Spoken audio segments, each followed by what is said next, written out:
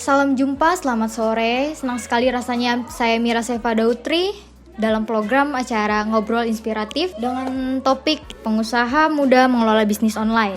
Karena di zaman sekarang dengan banyaknya pembisnis butuh kerja keras serta ketekunan. Tanpa berlama-lama lagi untuk membahas topik kita lebih lanjut telah hadir di sini bersama Kak Viana. Hai Kak Viana. Halo. Selamat sore. Sebelumnya terima kasih udah mau datang dan nyempetin waktunya. Ngomong-ngomong, kegiatan sekarang ini yang kakak lakuin apa sih kak? Aku baru lulus kuliah sambil ngejalanin usaha bisnis aku yang aku jalanin dari 2016. Sejak kapan senang berbisnis kakak nih? Aku ngejalanin bisnisnya dari 2016 sih. Dari 2016 ini aku ngejalanin sampai sekarang. Ceritain dong awal mulanya tuh seperti apa bangun bisnis ini? Kalau dibilang bangun sih aku nggak bangun ya. Jadi karena papaku dulu 2016 pensiun, terus karena aku udah lulus juga kan malu nih kalau minta duit sama orang tua terus. Akhirnya aku mutusin buat coba-coba usaha bisnis. Emang sebelumnya pas zaman aku SMA aku udah jualan online shop gitu. Terus aku kerja sama salah satu online shop. Aku sebagai customer service yang ngebalas-balasin gitu. Terus aku ngambil ilmunya dari situ juga. Terus aku coba buka usaha sendiri dari situ gitu. Sampai sekarang. Oh jadi termasuk ada otodidaknya, ada belajar-belajar dari hal sebelumnya gitu ya? Aku ngikutin orang, dia jualan aku buka jualannya kan di Facebook. Aku ngikutinnya di Facebook, tapi aku mencari tahu sendiri gimana sih cara kita bisa ngiklanin itu di Facebook, bisa online shop kita tuh gede gitu. Untuk bisnisnya sendiri ada berapa jenis barang yang dijual kak saat ini? Kalau untuk saat ini aku fokusnya lebih ke pakaian ya, kayak pakaian perempuan kayak gamis, terus setelan-setelan gitu, kayak gitu-gitu sih, setelan-setelan tidur yang aku jalanin sekarang. Terus kalau boleh tahu nama tokonya ini apa kak dan jualnya tuh di mana?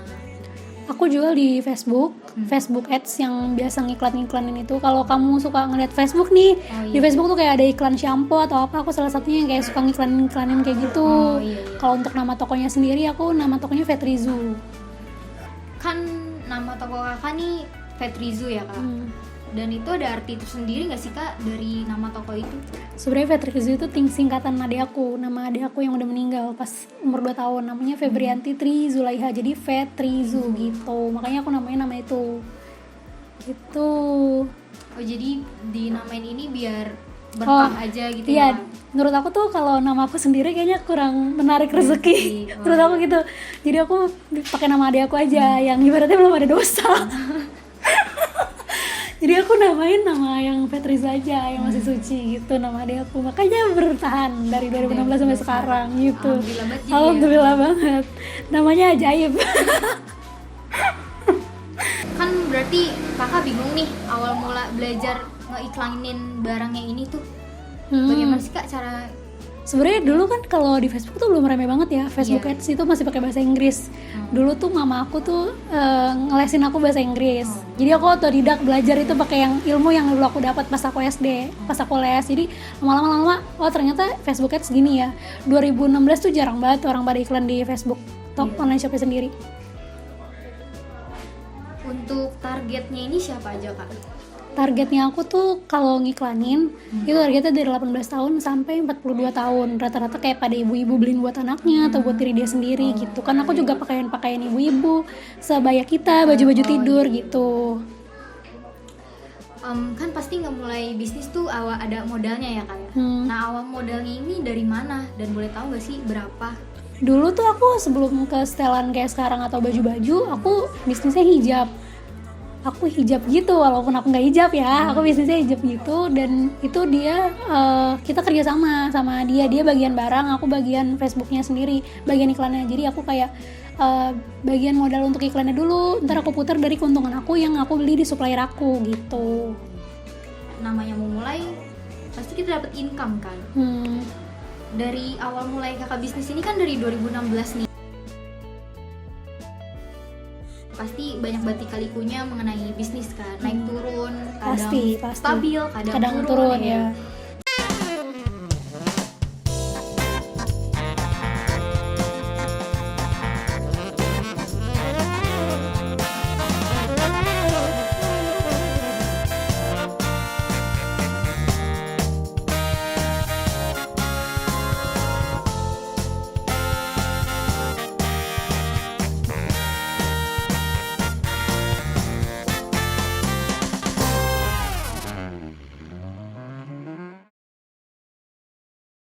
pasti banyak lika-likunya mengenai bisnis kan, naik turun, kadang Pasti.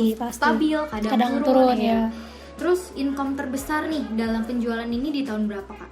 Sebenarnya kalau income itu kita tergantung iklannya. Kalau kita makin banyak iklan, itu pasti income-nya lebih gede karena dia lebih narik pemirsa atau orang-orang yang buat diiklaninnya itu gitu. Jadi kayak nggak nentu sih, semakin banyak iklannya semakin income-nya lebih gede lagi, pasti gitu. Oh iya, berarti jatuhnya jadi kayak exposure bukan sih? Bukan ya? Oh iya betul, exposure. Iya, dia kayak semakin banyak dia semakin narik gitu. Oh iya. Terus dari iklanin Facebook ini kita kan nggak gratis gitu ya Kak? Oh iya betul. Pasti di iklan ini kita pasti ngebayar dong. Nah, itu Kakak bayarnya seperti apa? Sebenarnya start dari ketentuan Facebook itu kayak dari 15.000 sampai semakin tinggi dia semakin banyak. Kalau aku sih sehari bisa kayak 50 sampai 100.000 buat iklan doang gitu. Dari pembayaran itu kira-kira worth it nggak sih Kak? Worth it banget sih karena pas itu setiap aku iklan misalkan satu hari itu 50.000. Pas itu lebih pemasukan yang dia masuk tuh lebih daripada 50.000 itu. Jadi kayak nutup biaya iklan walaupun lebih gede gitu. Dari sekian banyak bisnis yang pernah Kak Tiana jalani nih, pernah nggak ada yang gagal? Ada, waktu itu aku jualan kosmetik ya. Itu gagal mungkin karena modalnya minim dan kita harus kayak nyetok gitu di rumah. Dan kan kalau misalkan kosmetik ada expirednya. Jadi kayak lebih lama gitu muter modalnya kalau misalkan kosmetik ini. Jadi aku kalau kosmetik waktu itu pernah aku bikin tapi aku berhentiin karena income-nya nggak worth it sama iklan yang aku keluarin gitu. Karena kan kalau misalnya kosmetik kan pasti orang-orang nemuin kosmetik yang ada lagi yang dia incer gitu betul. kan kalau misalnya pakaian kita bisa bakal tiap hari pakai, nggak bosan-bosan gitu kan ya. Betul kalau kosmetik dia tuh kayak biasanya dia jarang pergi atau kemana gitu. Selama Kak Tiana berbisnis nih pasti banyak dong menemukan pebisnis lain yang menjual produk serupa. Nah Kakak menanggapinya gimana?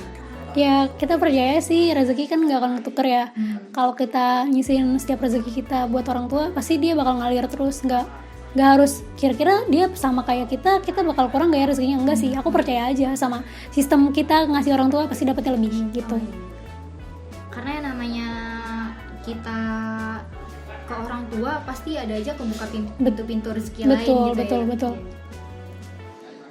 Lalu kira-kira selama sebulan nih bisa mencapai berapa pesanan yang masuk Kak? Pesanan jumlah ordernya itu bisa 200 sampai 250 orderan lumayan sebulan. Banyak juga ya? Iya lumayan banyak. Iya, dan yang order tuh lebih dari satu barang kan pasti? Iya pasti lebih dari seorang, kadang satu orang beli 2, beli 3 baju gitu pasti banyak yang lebih.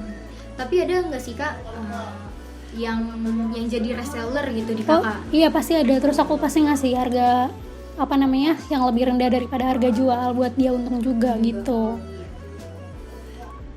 Ada nggak momen terberat selama jalanin bisnis? Ada sih banyak. Dulu tuh aku jualan, kalau sekarang kan sistemnya bayar di tempat ya, COD. Kalau dulu tuh sistemnya transfer dan orang-orang masih kayak takut gitu buat transfer, pasti ada penipuan atau apa. Aku tuh dulu kan kalau misalkan ngirim paket tuh kayak keteter, pasti ada telat-telatnya. Nah di telat-telatnya itu tuh kadang orang yang transfer ke aku mikirnya aku tuh kayak penipu gitu.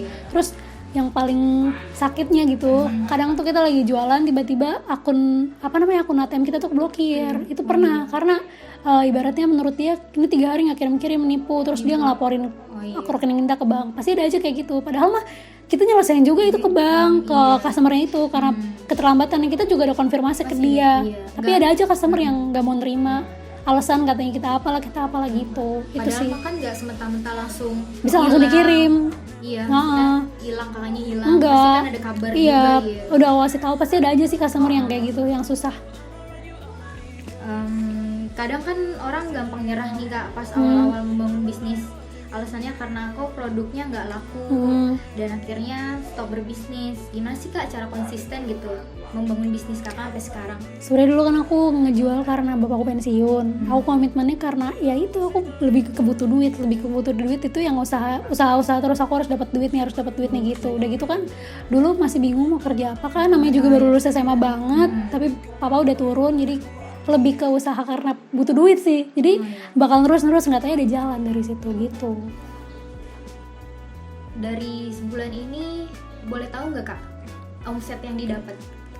Kalau omsetnya sih aku nggak bisa ngasih tahu kisarannya ya. Paling kayak di atas UMR lah, UMR Bekasi. Lumayan juga. Lumayan. Oh iya nih Kak, kan banyak banget nih, banyak saing-saing di luar kayak kompetitif, bisnis lain, entah mungkin temen pun terkadang bisa ngejatuhin kita nih Kak. Ada nggak sih Kak temen Kakak tuh yang iri kepada Kakak atau orang lain yang pengen ngejatuhin Kakak karena ngelihat Kakak nih udah lumayan bisa gitu ke depan? Iya. Kalau iri sih enggak, tapi pasti mereka pada kayak minta bantuan, wih bantuin cara ini dong, Vi bantuin cara ini dong, cara ini, pasti gitu sih. Cuman ya aku tetap ngebantu gimana pun caranya. Mereka minta aku satu waktu buat ngurusin bisnisnya dia, aku pasti ngebantu. Aku nggak gimana sih ke orang-orang gitu. Misalnya nih Kak, COVID nih udah berkurang nih, menghilang.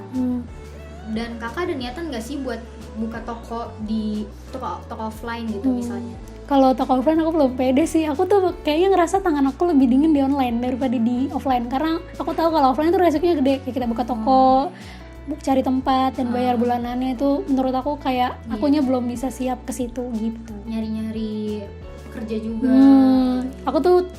Aku juga takut gagal kalau offline tuh. Aku lebih ngerasa tangan aku dingin di online gitu. Maksudnya dingin tuh lebih berhasil gitu. Kakak kan waktu dari 2016 pasti ada di tahun berikutnya yang Kakak ngejalanin kuliah kan. Nah, keganggu nggak sih Kak ke perkuliahan Kakak waktu sambil ngejalanin? Dulu tuh aku kejalanin ini maksudnya. Kalau dulu tuh aku masih bergantung sama supplier aku ya. Jadi supplier aku tinggalnya di daerah Jawa Timur gitu. Aku di sini. Jadi dia masih bisa nge-handle masalah pengiriman barang segala macam. Aku ya bagian customer service-nya gitu. Jadi waktu dulu nggak kehambat, tapi setelah barangnya pindah ke daerah rumahku dikirimnya, itu aku kuliahnya jadi kuliah malam gitu. Karena pagi buat ngurusin itunya gitu. Terakhir nih Kak, sebagai penutup, kasih pesan dong Kak untuk yang nonton nih, yang baru mau mulai bisnis. Apa ya? Pesannya? Kalau aku sih ngejalanin bisnis, pokoknya jangan gampang nyerah deh, coba aja terus. Walaupun misalkan nih punya feeling gak enak bakal gagal, dicoba aja terus, coba terus. Pasti di situ tuh ada jalan. Kalau kita mau ikhtiar, mau berusaha, pasti Allah kasih jalan. Udah gitu, apalagi niat kita baik, pasti ada aja jalannya gitu. Jangan takut buat nyobain ya gitulah. Kalau aku sih gitu. Terima kasih ya Kak udah menceritakan bagaimana awal mula Kakak mulai bisnis. Sama-sama Mira. Bagaimana lika-likunya perjuangin, ngelewatin hal-hal yang emang waktunya susah gitu kan ya. Dan